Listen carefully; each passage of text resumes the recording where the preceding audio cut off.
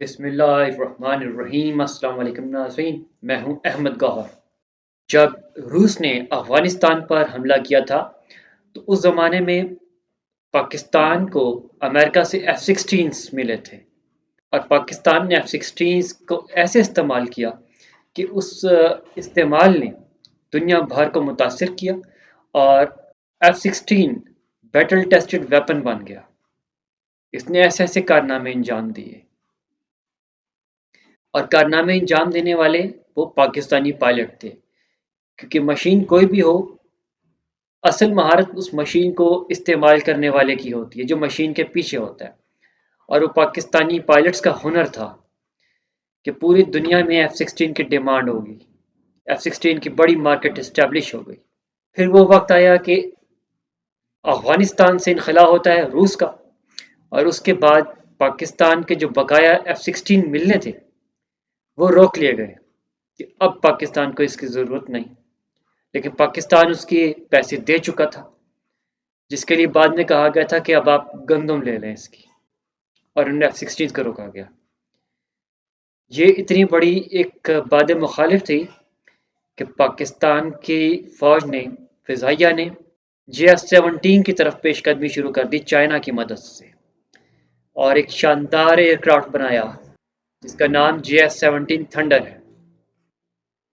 और JF-17 thunder भी battle tested बन गया मई में, 7 मई 2025 को। और उसके बाद आपने देखा कि दुबई में जो एयर शो होता है, सब लोग JF-17 को देखना चाहते थे। वो कौन सा शाहकार था जिसने राफेल जैसे जदीद तैयारों को गिराया।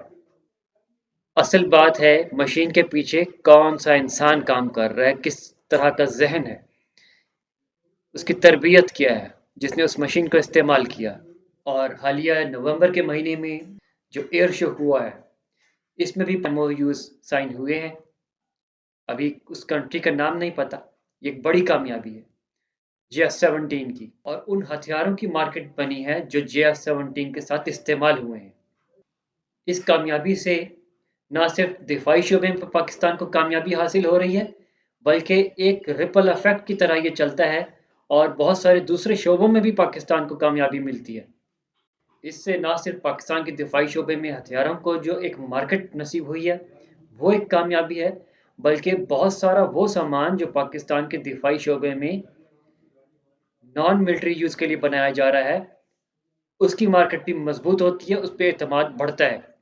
मसलन PAC में बोइंग 777 के 1400 पार्ट्स बनाए जाते हैं, जिसमें बोइंग 777 के फ्लोर पैनल्स बनते हैं, इसके परों के विंग्स के जो ट्रेलिंग एज हैं वो डिज़ाइन होते हैं, वो बनाए जाते हैं। और उसके अलावा कंपोजिट मटेरियल्स के जो दरवाज़ों में इस्तेमाल होते हैं मुख्तलिफ हिस्से, इसके सराउंडिंग्स, वो बनाई जाती हैं। इन सब चीज़ों की मार्केट मजबूत होती है और ये सब चीज़ें बोइंग को सप्लाई की जाती हैं। शौकत अजीज़ ने इसका इफ्तिताह किया था, जिसके बाद 1400 पार्ट्स बोइंग 777 के पाकिस्तान में तैयार किए जाने थे।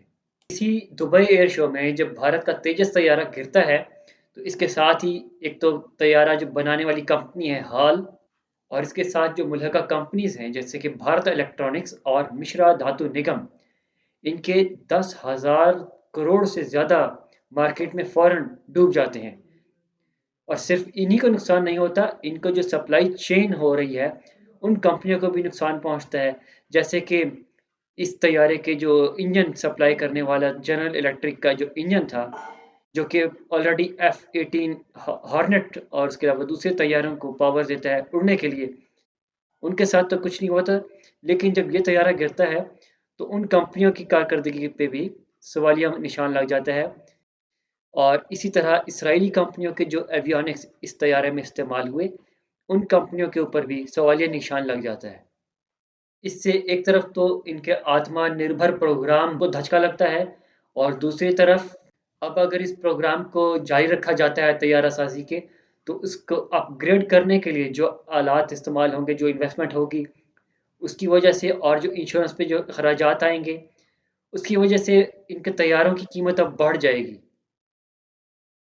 क्योंकि इनका जो एक्चुअल टारगेट था मार्केट में वो यही था कि इस तैयारे की कीमत कम रखी जाएगी, اور اس کی کم قیمت اپنے گاہک کو اٹریکٹ کرے گی، اور یہ ایک ریپل افیکٹ کی طرح ہے۔ اگر ایک نقصان ہو رہا ہے طیارہ گرنے کی وجہ سے، اور جو اس سے متعلقہ انڈسٹریز ہیں ان سب کو نقصان پہنچتا ہے۔ بھارت کی جو اکانومی ہے وہ ڈیفنس پروڈکٹس کی ایکسپورٹس پہ ڈیپینڈ نہیں کرتی، اس میں شاید ان کا 1% بھی ان کے ٹوٹل جو جی ڈی پی ہے اس میں نہیں آتا ڈیفنس ایکسپورٹ کی طرف سے، اس لیے کوئی زیادہ فرق نہیں پڑے گا۔ ان سب چیزوں کے باوجود بھارت ابھی بھی پاکستان کے ساتھ ایک جنگ کرنا چاہتا ہے، اور وہ ایسی جنگ کرنا چاہتا ہے جو کہ ایٹمی لیول کی نہ ہو، اس سے کم تر درجے کی جنگ ہو، اور وہ یہ سمجھتے ہیں کہ اگر ایک ایسی جنگ ہوتی ہے جس میں یہ پاکستان کا چند کلومیٹر یا چند سو کلومیٹر کا ایریا اس کو آکیپائی کر لیتے ہیں تو پاکستان جواب میں ان کے اوپر کوئی بڑا حملہ نہیں کرے گا۔ یہ بہت ہی ایک بھول پن کی بات ہے۔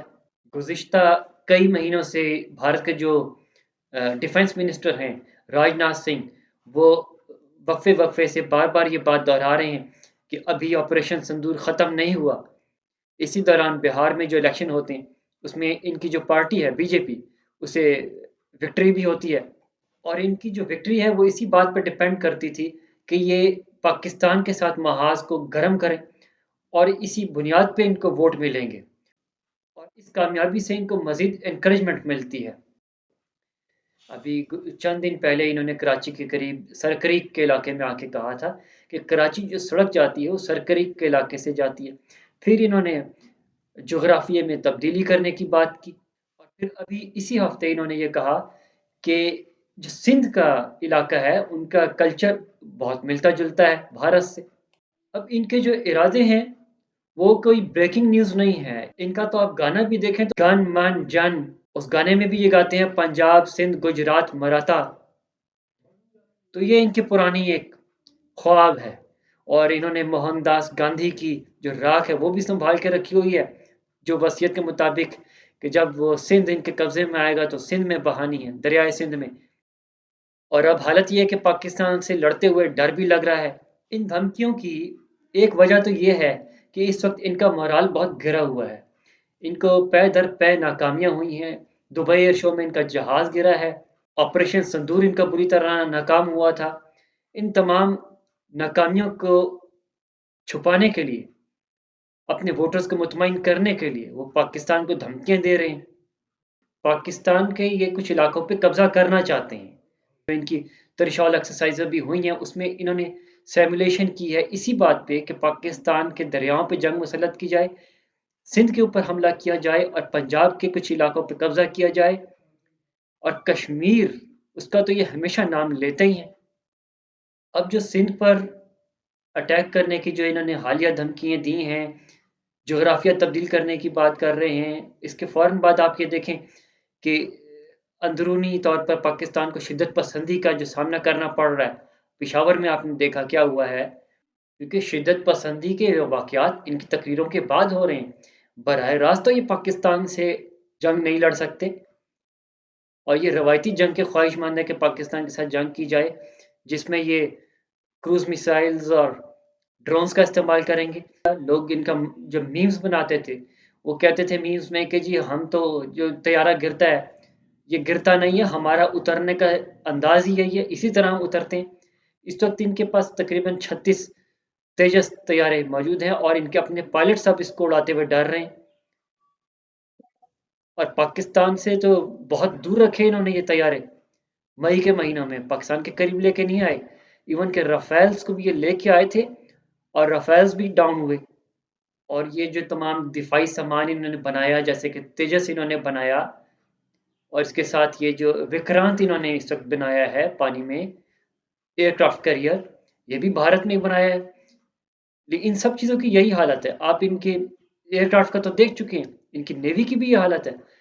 ایک آپ دوست تھی سب مرین جسے یہ پنڈوبی کہتے ہیں، اس کو جب افتتاحی تقریب ہو رہی تھی اور اس کے بعد انہوں نے اسے پانی میں اتارا ہے تو اس کا جو ڈھکن ہے وہ بند نہیں کیا، اس میں پانی بھر گیا اور وہ سب مرین پانی میں ڈوب گئی۔ پھر اس سے کچھ عرصہ پہلے آپ یہ دیکھیں کہ ایک سب مرین ان کی پاکستانی سمندروں میں حدود کی خلاف ورزی کرتے ہوئے داخل ہوتی ہے، اور وہ سب مرین بھی پکڑی جاتی ہے۔ پھر وہ بیچاری معافیاں تلافیاں کرتے ہوئے یہاں سے نکلتی ہیں ان کے سیلرز، اور ایک سب مرین ابھی ریسنٹلی اسی مہینے ان کی جو پانیوں میں ڈیٹیکٹ ہوئی اس کو بھی روکا پاکستان نیوی نے، اور اس کو بھی بھیج دیا۔ اور حالانکہ اس کو گرایا جا سکتا تھا، پانی میں ڈبویا جا سکتا تھا، لیکن انہوں نے ڈبویا نہیں، یہ کام یہ خود ہی کر لیں گے۔ اسی طرح ان کا جو اسپائنگ ایئر کرافٹ آ رہا تھا، وہ پاکستان کے علاقے میں جاسوسی کرنا چاہتا تھا، جس میں اسرائیل کے ایویونکس انسٹال کیے گئے تھے۔ اس جہاز کو بھی پاکستان نے انٹرسیپٹ کیا اور وہ بھی معافی مانگ کے نکل گیا۔ اب جو حالیہ بیانات آ رہے ہیں راجناتھ سنگھ کے، اس کے بعد تو ان کے اپنے لوگ بھی کہہ رہے ہیں کہ ان کی ذہنی حالت پہ انہیں شک ہے۔ At the moment they are running dry attacks, یعنی کہ یہ سائمولیشن ایکسرسائزز کر رہے ہیں پاکستان پہ جنگ مسلط کرنے کے لیے، جس میں یہ پانیوں کے راستوں سے اور خشکی کے راستوں سے، جیسے کہ پنجاب کے علاقوں کو کیپچر کرنا چاہتے ہیں، اس کی سیمولیشن ایکسرسائزز یہ کر رہے ہیں، اور یہ اپنی کمیوں کو دیکھ رہے ہیں کہ ان کے پروگرام میں کہاں کہاں ان کی ایکسرسائز میں کمی ہے۔ اور جس قسم کے بیانات اب ان لوگوں کی طرف سے براڈ کاسٹ ہو رہے ہیں، کوئی نہ کوئی ایکٹیویٹی متوقع ہے، کسی نہ کسی جنگ کا سامنا پاکستان کو کرنا پڑے گا، اور یہ جنگ پاکستان کے شہروں میں ایکسپیکٹڈ ہے، جس میں یہ ڈرونز کے اور کروز میسلز کا استعمال یہ کریں گے۔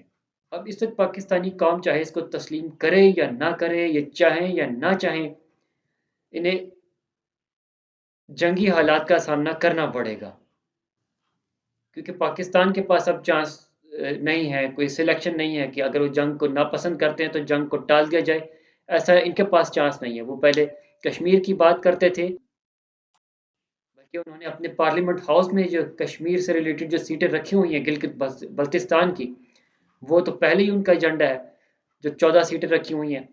اس کے علاوہ اب وہ پنجاب کے علاقوں اور سندھ کی بھی بات کر رہے ہیں۔